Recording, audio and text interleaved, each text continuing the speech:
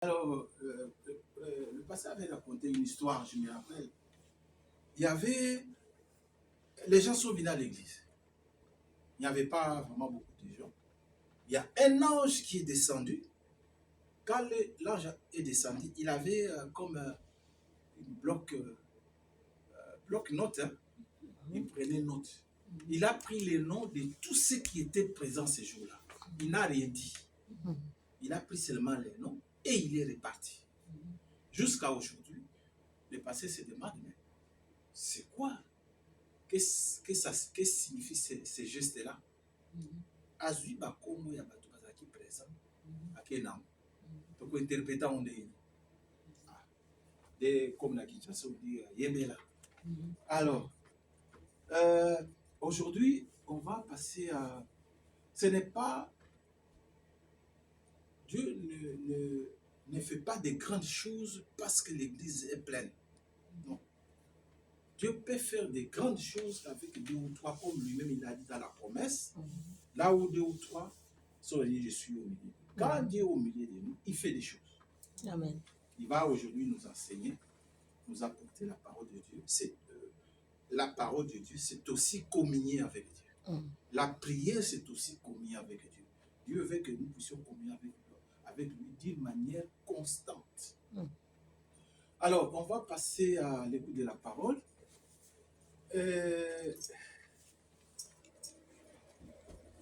Dieu ne force jamais un homme à le servir.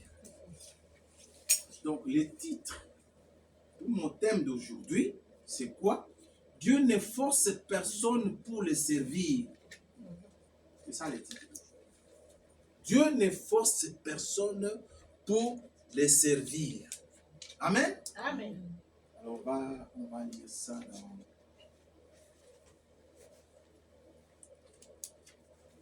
Parce que j'ai pris comme écriture de référence.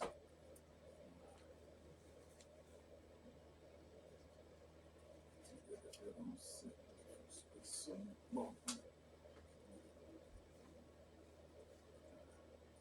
Alors, Dieu ne force jamais un homme à le servir. Il appelle, avertit, corrige, mais laisse toujours l'homme choisir. Le service forcé n'est pas une adoration véritable.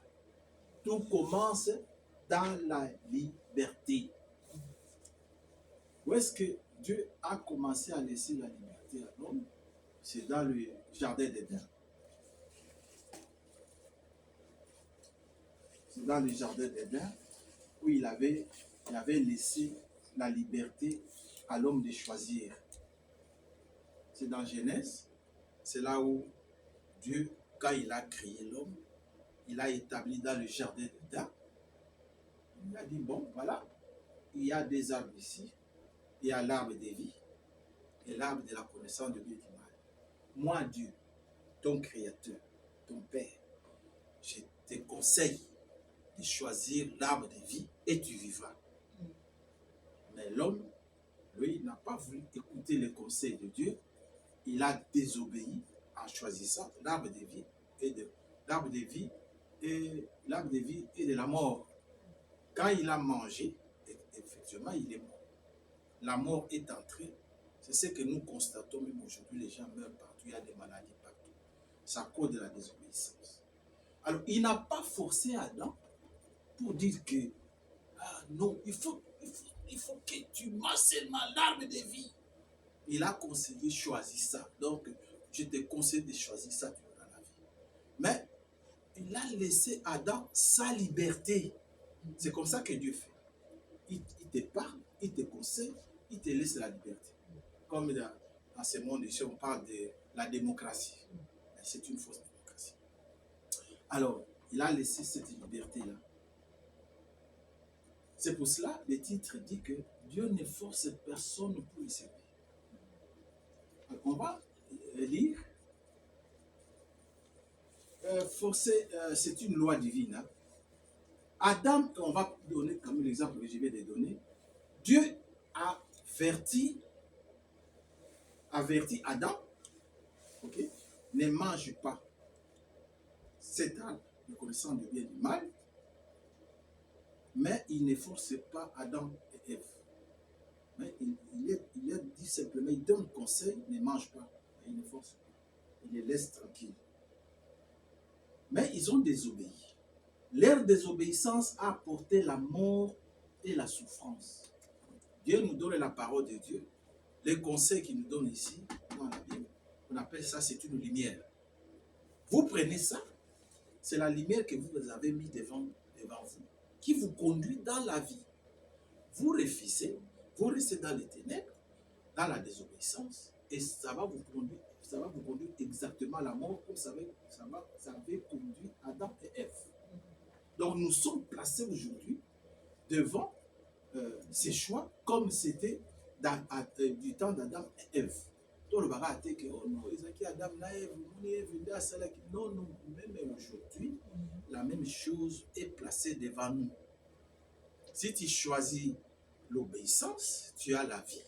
Si tu choisis la désobéissance, tu as la mort. Donc voilà, c'est comme ça que Dieu agit. On prend les cas, ça c'est Dieu ne force pas. Il n'a pas forcé Adam. On prend Josué. Josué 24, 15. Qu'est-ce que Dieu dit à Josué? Choisissez aujourd'hui qui vous voulez servir. N'est-ce pas? Amen. C'est dans Josué 24, verset 15. Pour montrer que Dieu n'impose pas. Il n'impose personne. 15, hein? 24, 15. Josué 24, 15. Il n'a pas imposé Josué. Pas du tout. Il laisse les libres arbitres. Choisis qui tu veux choisir entre moi et les autres dieux. Alors qu'est-ce que Josué dit? Josué, choisissez aujourd'hui qui vous voulez servir. Et Josué a choisi. Qu'est-ce qu'il a dit? Moi et ma maison, nous servirons l'Éternel. Amen. Il était béni. Même l'ange, il y a eu l'ange de l'Éternel qui était à Paris. Il était béni. On prend l'exemple de l'homme, des jeunes hommes riches là, qui avaient beaucoup d'argent. C'est dans Marc 10, on avait vu ça. Marc 10, 17 à 22. C'était les critiques que j'avais donné la fois passée où il y a d'autres qui avaient d'autres versions. Voilà. Donc, Jésus appelle cet homme-là, le jeune là, riche. Il a refusé. Parce qu'il avait tellement beaucoup de biens qu'il dit non, moi je ne peux pas aller servir ce Dieu-là. Moi, c'est maman, c'est l'argent. Il a refusé. Mais qu'est-ce que Jésus lui dit? Jésus ne le force pas.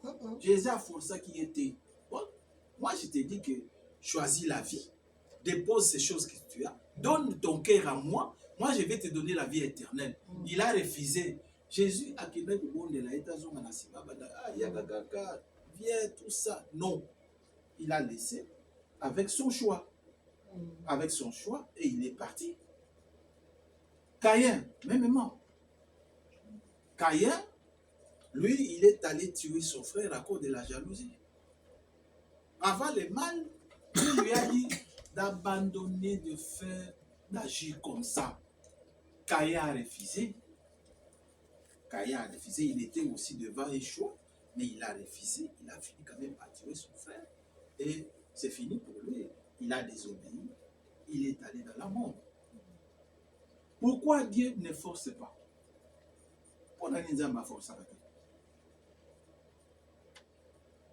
L'adoration forcée n'est pas l'amour. Mais l'amour, quand nous avons, vous avez votre fiancé, vous avez votre mari, vous avez aussi, si c'est votre mari, tout ça, et votre femme plutôt. On ne force pas, d'ailleurs ça s'est dit, on ne force pas l'amour. Si ça ne va pas, ça ne va pas. C'est question de cœur, d'aimer. Alors maintenant, si on commence à forcer, si Dieu commence à forcer, il n'y a point d'amour.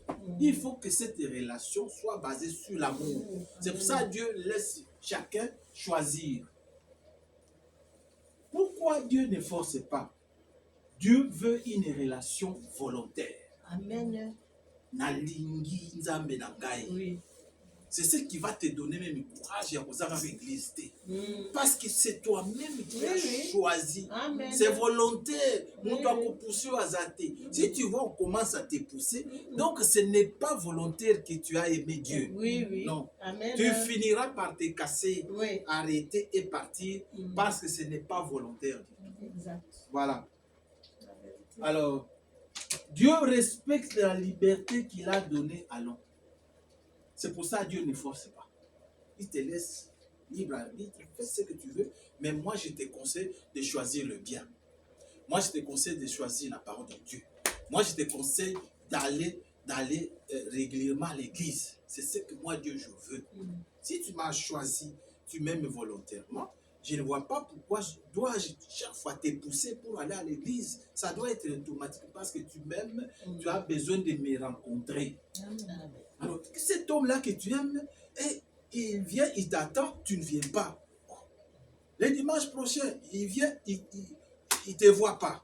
Mais il finira par partir. Ah oui, oui. Amen. Il dit, bon, ça va, ce n'est pas l'amour, je vais chercher une fille comme ça, on vient de s'aimer là, je viens, lieu de rencontre, elle ne vient pas. Le lendemain, elle ne vient pas. Finalement, je vais dire non, elle ne m'aime pas. La personne va partir. Frère Branham me dit ceci. Dieu n'a jamais forcé quelqu'un. Il place la vie et la mort devant vous et vous laisse choisir. C'est comme ça pour chacun de nous. Il n'y a pas d'exception. Au nom Adam, na Eva, na yo. Vous appelez Nakati.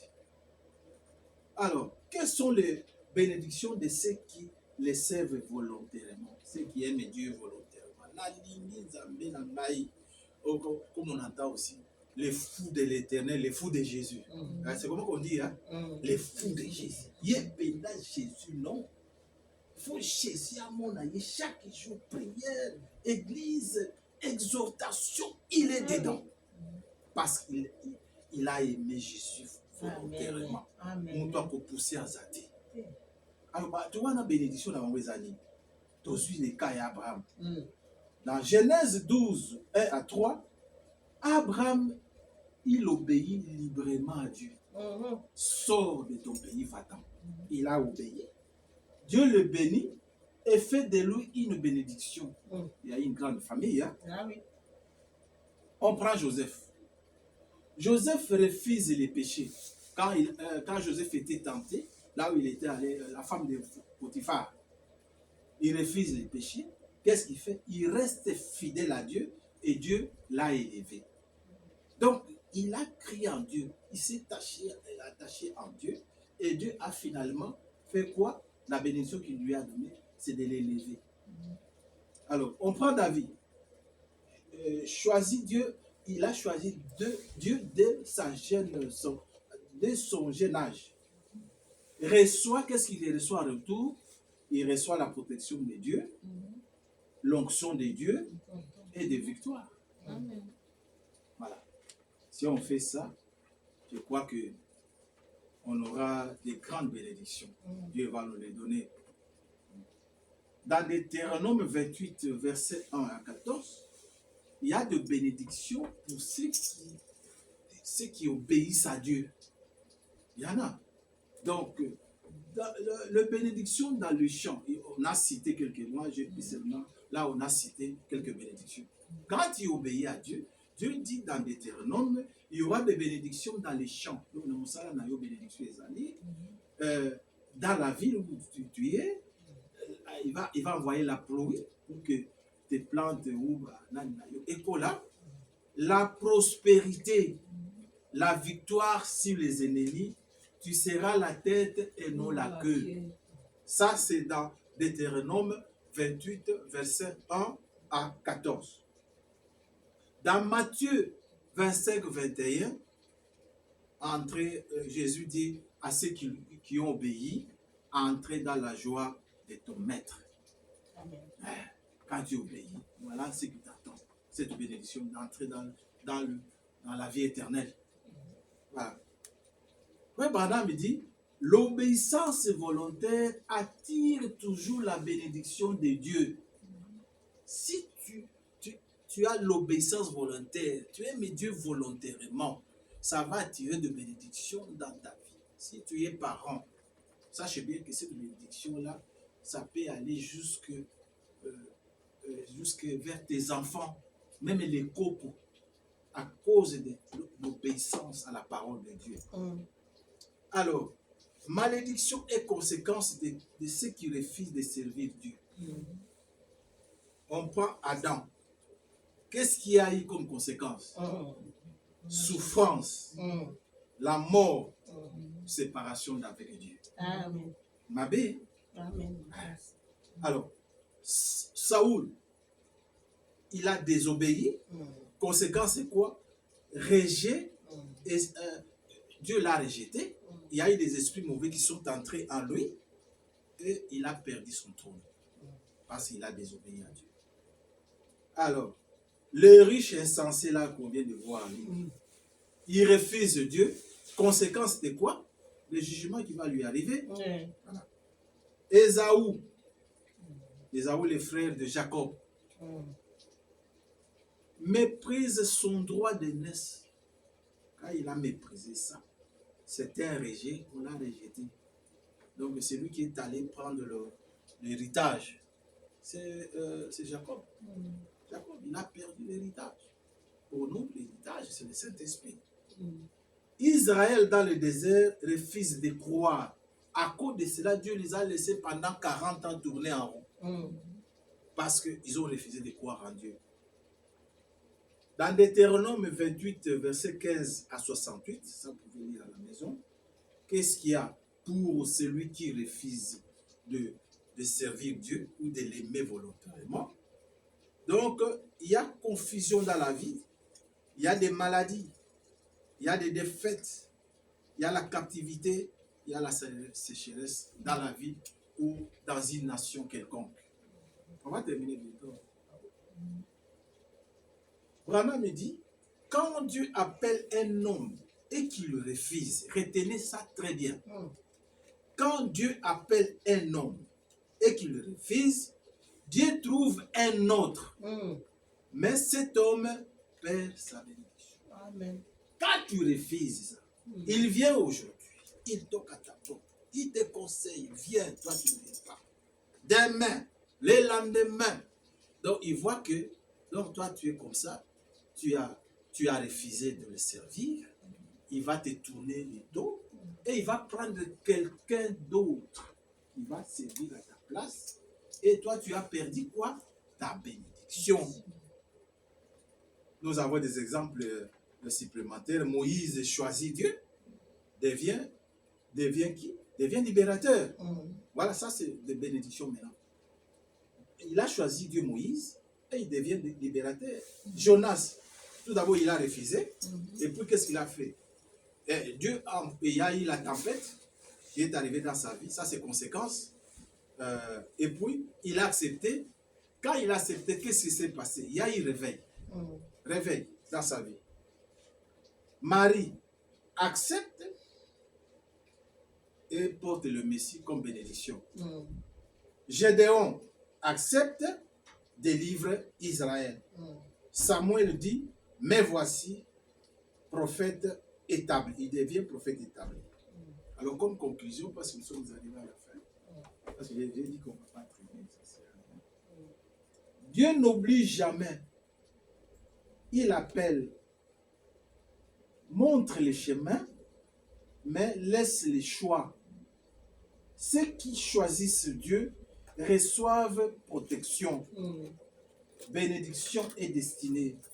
Ceux qui refusent entrent dans la confusion et conséquences, les mauvaises conséquences.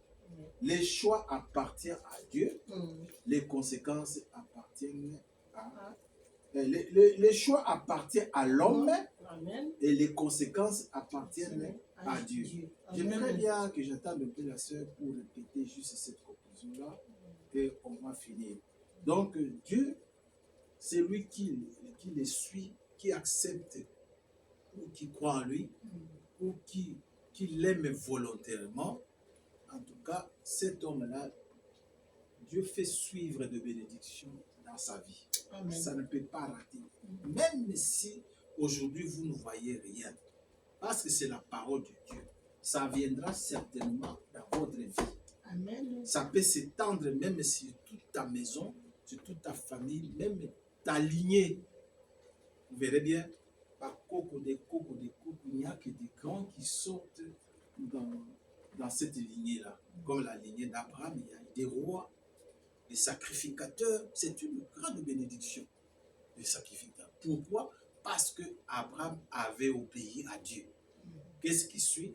C'est la bénédiction d'Abraham qui s'étend même vers ses enfants, vers ses petits-enfants, vers toute la lignée d'Abraham, comme nous voyons aujourd'hui en Israël. Ils sont bénis, hein, les Juifs qui sont là. Regardez, ce sont eux qui ont beaucoup d'or, beaucoup d'argent dans ce monde. C'est cette bénédiction que Dieu avait prononcée sur Abraham. C'est ce qui les poursuivent jusqu'à aujourd'hui. Ce sont des grands diamantaires, oui, c'est diamantaire. Parce que parfois on dit diamantifère, les autres diamantifères, les autres diamantaires. Bon, finalement, voilà, moi aussi je suis allé un jour, non pas un jour, je suis allé quand même chercher le diamant quand j'étais au Congo. J'allais en Angola, on passait par Cayenne, jusque là. On allait chercher quand même le diamant. Quand vous attrapez déjà 2 carats, 5 carats, tout ça, bon, voilà. Vous avez déjà trouvé quelque chose quand vous vendez, ça a de la valeur. Amen. Ça a de la valeur. Donc, toute bénédiction que Dieu nous donne a de la valeur. Mais au-dessus de toutes ces bénédictions, c'est le Saint-Esprit. Amen. C'est le Saint-Esprit qu'on doit chercher jour et nuit et savoir si réellement nous l'avons. D'ailleurs, il y aura quelque chose que j'ai préparé sur le Saint-Esprit pour savoir réellement si on l'a ou pas. Alors, j'ai préparé aussi quelque chose sur les dons. Est-ce que les dons, quand on a les dons, est-ce que c'est ainsi qu'on a le Saint-Esprit? Tout ça est préparé. On verra ça au fur et à mesure que c'est nécessaire. On le verra. Voilà. Donc, la sœur traîne un peu. Moi, je suis vraiment arrivé. Mais je peux avoir quelques ah ouais. Je peux avoir aussi quelques citations de notre prophète. Dans Choisir une épouse, paragraphe 49, Dieu n'oblige jamais quelqu'un. Il vous montre sa parole, mais c'est à vous de dire oui ou non. Pourquoi les gens sont-ils si instables? Paragraphe 116, qu'est-ce qu'il dit? Dieu ne vous entraîne pas de force. Il vous appelle et vous devez répondre volontairement. Amen. Dieu appelle, avertit, mais n'impose pas. Amen. Dieu appelle, avertit, mais n'impose pas. La voix de Dieu dans cet âge, paragraphe 77. Bon, voilà, c'est ce que moi je voulais. Sœur, juste une conclusion ici. Non, pas de souci. Ah, Oui, ça va. ah, ça va? Moi je pensais que tu allais passer au travail. Non? Oui, je vais aller, mais Il est j'ai important. pas les 13 à 43. Ah, ok, beaucoup. Oui. D'accord. Alors, c'est vers Bruxelles là. Oui. Ah, voilà, moi aussi je vais prendre ce train-là. Donc, on peut y aller. Ouais, bon. Voilà. Ça, ce sont des citations. Qu'est-ce que le prophète dit?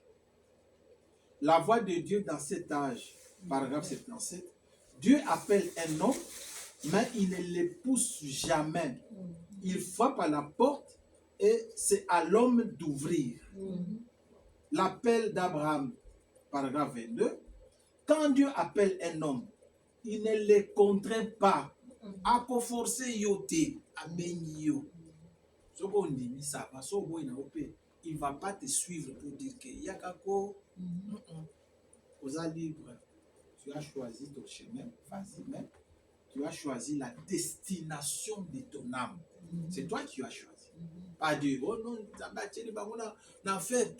Nzambe atiki yo, abi enfer yango yo, vie yango place à bien-aimé. Choisis place à bien-aimé, place à repos. Toi, tu refuses, tu dis que non, moi je veux que mon âme aille là en enfer, dans les séjours de qui? Des morts. C'est toi qui choisis, ce n'est pas Dieu. Parce qu'il t'a laissé libre de choisir. N'est-ce pas? Alors, quand Dieu appelle un homme, il ne le contraint pas. Abraham a répondu. C'est ce qui a fait de lui un père de la foi. Bon, rejet de l'appel. Tu rejettes l'appel, donc c'est-à-dire tu rejettes la bénédiction. C'est ça en fait. Tu as rejeté, mais tu ne te rends pas compte que tu as rejeté la bénédiction. Dans la vision de Patmos 5, paragraphe 142, qu'est-ce que le prophète dit? Quand un homme rejette l'appel de Dieu, il rejette aussi la bénédiction qui accompagne. Quand tu as rejeté ça, tu as rejeté la bénédiction, sans le savoir, cet appel. Dieu ira trouver un autre pour occuper ta place. Amen. Voilà comment Dieu agit. C'est dommage, mais voilà un peu comment Dieu agit. Il n'attend pas. Donc tu es parti, lui aussi il est parti, il va combler les vides. Alors, l'obéissance volontaire attire quoi? La bénédiction. Dieu bénit toujours l'obéissance, mais l'obéissance doit provenir du cœur. Dieu n'accepte pas l'obéissance forcée. Bon, je continue avec un peu ces citations-là, parce que j'étais déjà arrivé à la conclusion, mais j'ai vu que c'était nécessaire que je lise un peu ça, ça pourra nous aider. Bien que j'étais arrivé à la conclusion, on peut continuer un peu de temps, on peut quand même lire. Alors, exemple, le jeune homme riche. Pourquoi le jeune riche a raté Jésus? Paragraphe 32. Jésus ne l'a pas forcé. Il lui a montré le chemin, mais le jeune homme a préféré son argent. Jésus l'a laissé partir. La plus grande erreur de sa vie. Le temps de la décision, paragraphe 58. Quand le jeune homme riche s'est éloigné, Jésus ne l'a pas rappelé. Jésus a l'anda qui était. Quand il lui parlait, il dit, bon, ça va, laisse un peu tes biens là. Prends le bien que moi je te donne la vie éternelle. Je vais détourner ton cœur parce que tu es attaché au bien de ce monde, à l'argent. Mais ça va périr. Mais détourne-toi de toi. Mais Jésus n'avait pas besoin de son argent. C'était juste pour les convaincre à détourner son cœur de ces choses et donner son cœur à Jésus. Pour que Jésus, à son tour, lui donne la vie éternelle. Et il a refusé quoi? Il a refusé la bénédiction qui est quoi? La vie éternelle. Voilà. Jonas. Jéhovah Jireh, partie 2, paragraphe 41. Jonas savait ce que Dieu voulait, mais il a refusé. Jonas, il a refusé. Donc, il a tourné vraiment le dos à Dieu. Il dit, moi, je ne veux pas. Je refuse. En tout cas, moi, je ne vais pas te servir. D'accord? Dieu n'a pas suivi Jonas. Ah, que le bon de la ya, Jonas, yo penza, ya kaka kosa le langai.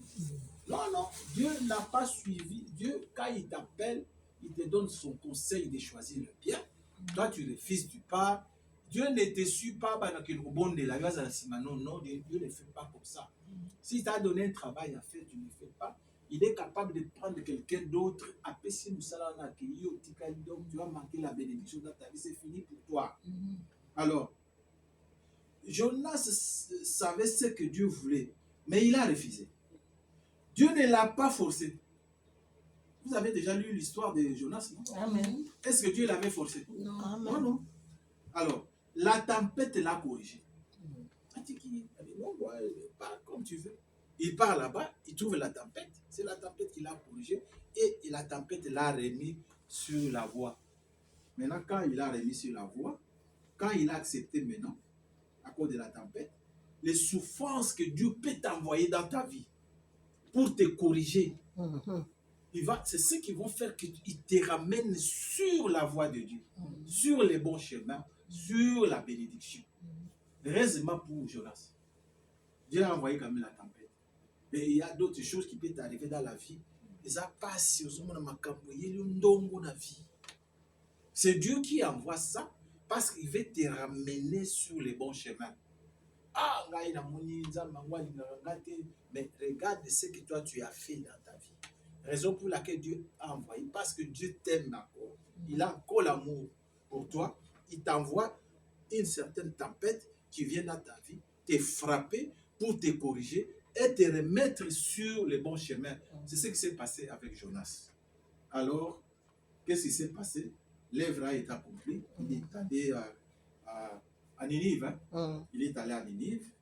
Il est allé donner le message comme Dieu. Il a proclamé ça et les gens se sont repentis. Dieu a dit que bon, voilà, ça c'est ce que moi je voulais. Voilà, il était béni. Il est revenu dans le camp de Dieu. Voilà un peu ce que je voulais vous apporter aujourd'hui. Donc, comme je vais encore lire la conclusion, comme c'est là qu'on arrête. Dieu n'oblige jamais. Il appelle, montre les chemins, mais laisse les choix. A-t-il le choix et pas moi? Ceux qui choisissent Dieu reçoivent protection, bénédiction et destinée. Ceux qui refusent entrent dans la confusion et il y a des conséquences néfastes qui les suivent. Les choix appartiennent à l'homme, les conséquences appartiennent à Dieu. Voilà, je me suis arrêté là pour aujourd'hui. Que le Seigneur vous bénisse. Amen.